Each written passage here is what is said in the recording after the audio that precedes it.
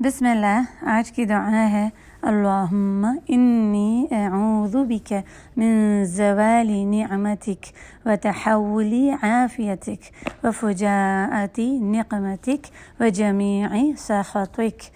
اے اللہ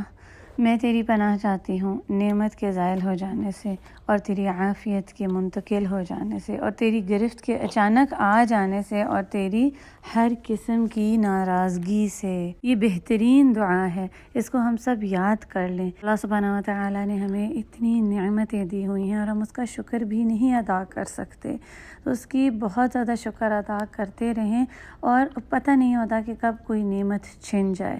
تو اس سے ہم پناہ مانگتے ہیں، اور اللہ سے عافیت کے اچانک آفت میں بدل جانے سے پناہ مانگتے ہیں، اور ہر اس چیز سے جس سے وہ ناراض ہو اس سے پناہ مانگتے ہیں۔ اور آج کا جو عمل ہے وہ بھی برائی سے رکنے کا ہے، تاکہ ہم اللہ کی ناراضگی سے بچ جائیں، اور اللہ کے نزدیک روزے میں جو ناپسندیدہ کام ہے وہ یہ ہے کہ اگر ہم فحش باتوں سے نہ رکیں، قول الزور سے، اور قول الزور میں جھوٹ، غیبت، فحش باتیں، گالیاں دینا، زبان کا غلط استعمال سب آ جاتا ہے۔ یہ اللہ کے نزدیک ناپسندیدہ عمل ہے، اور اللہ کو ایسے روزے کی کوئی ضرورت نہیں، جیسا کہ حدیث میں آتا ہے من لم یدع قول الزور والعمل به، جو بھی کوئی قول الزور یعنی فحش باتیں اور اپنی زبان کے برے استعمال سے نہیں روکتا اور برے اعمال سے نہیں روکتا، تو اللہ کو اس کے بھوکے اور پیاسے رہنے کی کوئی ضرورت نہیں، یعنی اس کا روزہ قبول نہیں ہوتا۔ تو آج اپنی زبان کو قابو میں رکھنا ہے، اور زبان کو ایسے روک کر اپنے نامہ اعمال کو نیکیوں سے بھرنا ہے،